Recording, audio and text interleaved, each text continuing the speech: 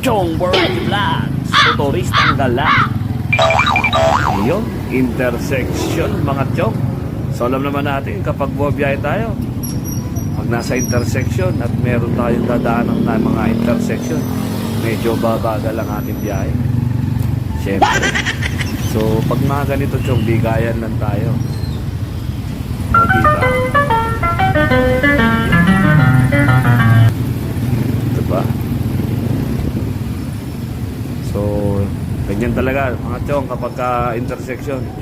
So pakiramdaman pero bigayan tayo kapag ka dadaan tayo sa intersection. Yun, nandito po tayo sa Bataan, sa part ng Bataan. Hindi ko lang alam yung exact place kung saan, pero Bataan to mga chong. Yung pagka ganitong hapon ang biyahe mo, ayan, medyo